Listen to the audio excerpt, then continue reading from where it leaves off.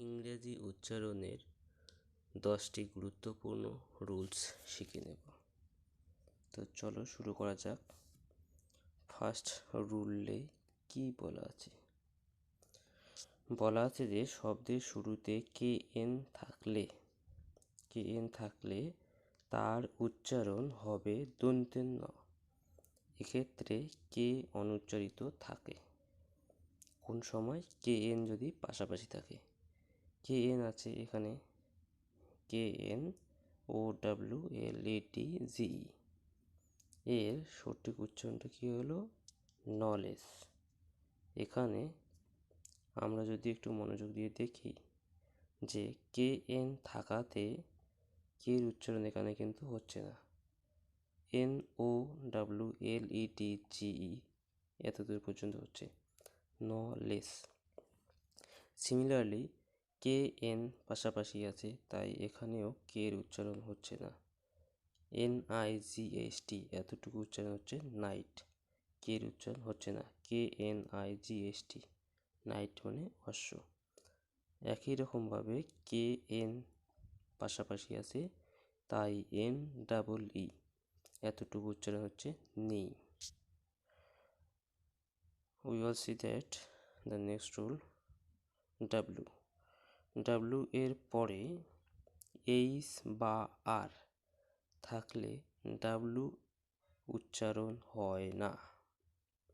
উদাহরণে দেখি, যখন ডাব্লু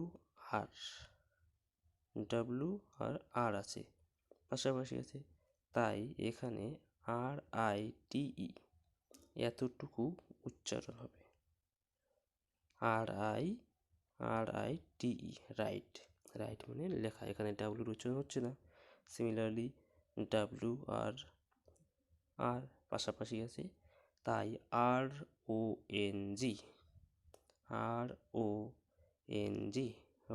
রং মানে ভুল।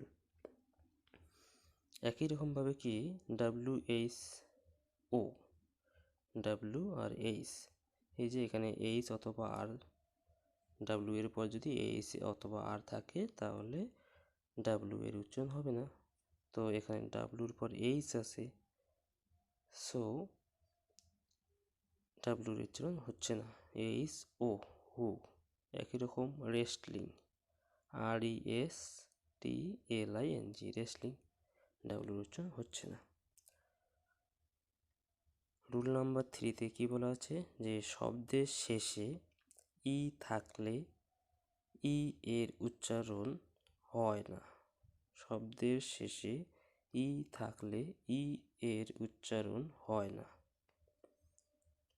উদাহরণগুলো দেখে নিই। NAME, এখানে শেষে ই আছে, তাই এখানে NAM নেম হলো। COME কাম মানে আশা। COME শেষে ই আছে, COM এতটুকু উচ্চারণ হলো কাম। একই রকমভাবে TAK এতটুকু উচ্চারণ হলো টেক। FAK এতটুকু উচ্চারণ হলো ফেক। একই রকমভাবে আমরা এটাও দেখতে পারি, যেমন GONE শেষে আছে কি ই, সো GON গন বা গান আমরা বলতে পারি। DONE শেষে কি আছে? ই আছে, এটার উচ্চারণ হবে টান। ওকে, তারপর এটাই। তো আমরা নেক্সট রুলে দেখি কি বলা আছে। Rule number 4। রুল নাম্বার 4-এ বলা আছে M+B পরপর থাকলে এবং বি এর পর কোনো ভাওয়েল না থাকলে বি উচ্চারিত হয় না। এম এর পর কি আছে? এখানে বি আছে, আর বি এর পর ভাওয়েল নেই, তাই এখানে বি উচ্চারিত হচ্ছে না। BOM বোম, COM কোম, THUM থাম, THUM থাম, NAIL। সো এখানে বি সাইলেন্ট থাকছে, বির উচ্চারণ হচ্ছে না, অনুচ্চারিত থাকছে।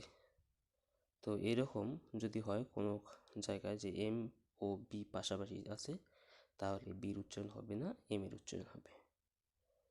রুল নাম্বার 5-এ কি বলা আছে, ওয়ার্ড এর শেষে GN থাকলে তার উচ্চারণ আইন হয়, এ ক্ষেত্রে জি অনুচ্চারিত থাকে। এখানে দেখুন DESIGN, শেষে কি আছে, GN আছে, শেষে GN আছে, শেষে GN আছে। সো GN থাকাতে এখানে কি উচ্চারণ হচ্ছে না, জি অনুচ্চারিত থাকছে। ডিজাইন, শেষে এই যে নতে এন উচ্চারণ হচ্ছে, জির উচ্চারণ হচ্ছে না।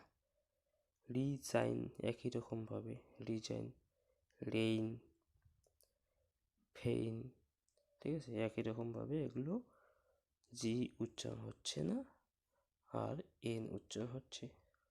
আইন উচ্চারণ, ডিজাইন, এই যে আইন, আইন, রিজাইন, আইন, রেইন, এইন, ফেইন, এইন, এরকম করে উচ্চারণ হচ্ছে।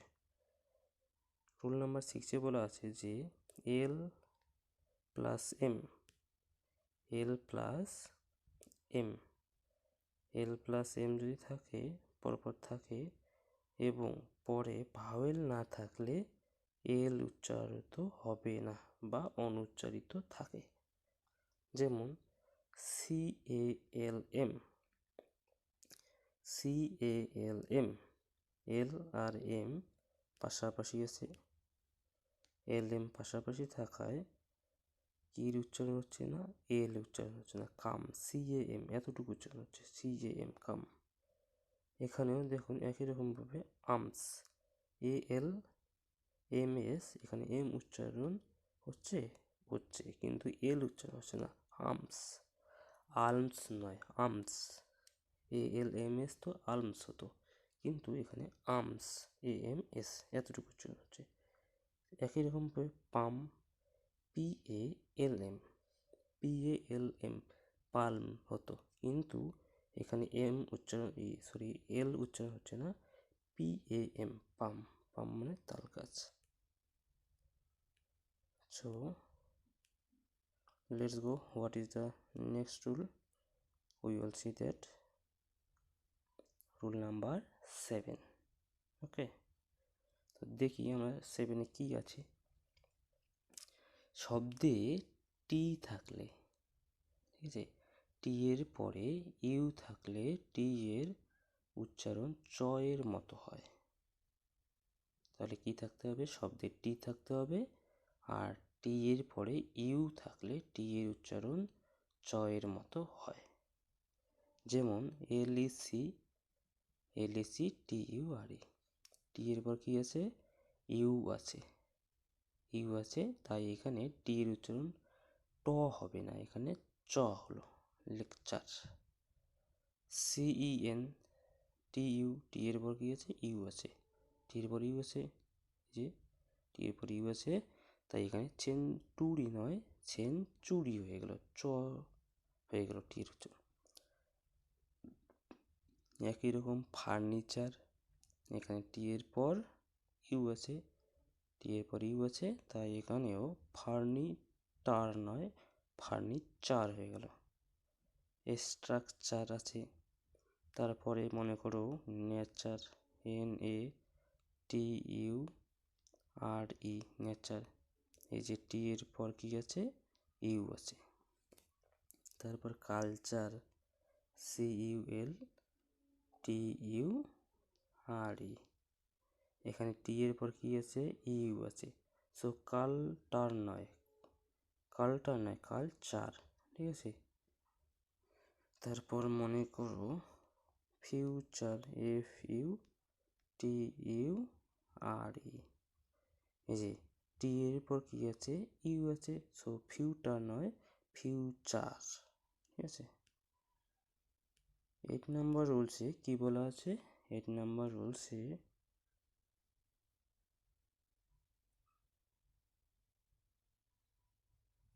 রুলসে বলা আছে যে কনসোনেন্ট কি থাকবে, কনসোনেন্ট থাকবে, তারপর কি থাকবে আইএ, তারপর কনসোনেন্ট। এভাবে ওয়ার্ড গঠিত হলে আই এর উচ্চারণ আইয়ার মতো হয়। যেমন ডিটা কি কনসোনেন্ট, পরে কি আছে আই এ আছে, সো আই এর উচ্চারণ কি হবে আইয়া বা আয়া। তাহলে ডিআইএ কি হলো ডায়া, এল ও জি ইউই কি হয় লক, তাহলে ডায়া লক। একইভাবে ডি হচ্ছে কনসোনেন্ট, আই এ আছে, সো ডিআইএ ডায়া MOND মন। একই রকমভাবে এলটা কি কনসোনেন্ট, এল এর পর আই এ আছে, সো লায়া, আর আরতে বসনেরও হবে, সো একসাথে লায়ার মিথ্যাবাদী। একই রকমভাবে এল আছে কনসোনেন্ট, তারপরে আই এ, তাহলে লায়াবিলিটি, লায়াবিলিটি কি উচ্চারণ হচ্ছে লায়া, লায়া উচ্চারণ হচ্ছে।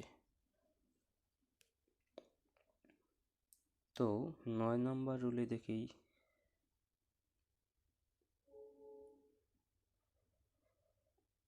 9 নম্বর রুলে বলা আছে যে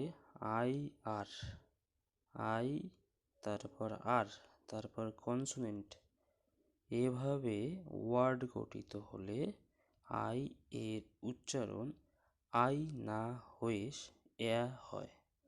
আমরা সাধারণত জানি যে আই এর উচ্চারণ রস্যি মানে ই বা রস্যি এটা হয়, আর একটা কি হয় আই হয়। ঠিক আছে, আই হয়, তাহলে রস্যি বা আই, মানে যেমন লিস RICH, এখানে আই এর উচ্চারণ কি হলো হলো, মানে রস্যি হলো। ঠিক আছে, রস্যি হলো, কিন্তু আবার কোনো সময় কি হয় ডাই, যেমন DIE, এখানে আই এর উচ্চারণ হলো কি আই হলো, কিন্তু যখন কোনটা বলছি 9 নাম্বার না, কিন্তু যখন আই আর কনসোনেন্ট এভাবে ওয়ার্ড গঠিত হয়, মানে প্রথমে আই থাকবে তারপর আর থাকবে, যেমন এটাতে দেখুন IRS, তার মানে আই আর তারপর এসটা হচ্ছে কনসোনেন্ট, সো এভাবে গঠিত হলো IRS, গঠিত হলে আই এর উচ্চারণ হয়ে যাবে, তাহলে ফার্স্ট হয়ে যাবে না হয়ে যাবে। তারপর BIR, এই যে IR তারপর টিটা কনসোনেন্ট, এখানে তো আর উচ্চারণ হবে। ঠিক আছে, না সরি, এখানে হবে, সো BIRTS, তাহলে আই আর তারপর কনসোনেন্ট আছে টিটা কনসোনেন্ট, সো এখানে উচ্চারণ হলো বার্থ। একই রকমভাবে BIRD,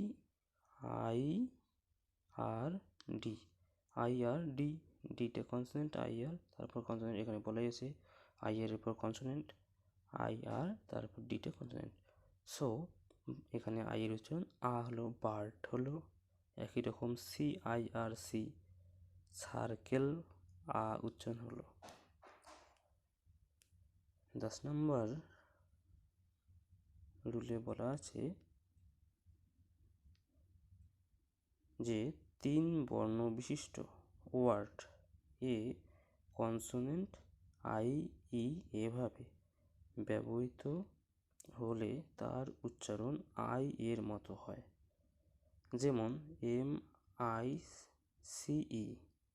ঠিক আছে, শেষে কি আছে আছে, তার আগে আই আছে, তার আগে এম আছে, এমটা হচ্ছে কনসোনেন্ট, সো এখানে আই এর উচ্চারণ কি হলো আই হলো, মাইস আই, মাই, মাই, এই যে মাই, মাইস, সো ইঁদুর, এটা হচ্ছে আই উচ্চারণ হলো। রাইস, RICE, শেষে কি আছে ই, তার আগে আই, তার আগে আর, সো কনসোনেন্ট আই আর ই এভাবে আছে, সো রাইস উচ্চারণ হলো। আর একটা নিয়ম আছে যে মানে এটারই যে শব্দের শেষে যদি শেষে ই থাকে, তার আগে যদি আই থাকে ওই শব্দে, আর আগে আই থাকে, তাহলে আই এর উচ্চারণ আই হয়, মানে রশ্মি না হয়ে আই হয়। ঠিক আছে, এই যে আই হবে, এই যে আই, WISE, শেষে ই আছে তাই এখানে আই হবে। সাইজ, SIZ, এটা হচ্ছে আয়তন, এইরকম হবে। সাইজ, আই উচ্চারণ হলো। সো এইটুকুই হচ্ছে আজকের 10টা নিয়ম ইংরেজি শেখার গুরুত্বপূর্ণ, the most important rules in English language.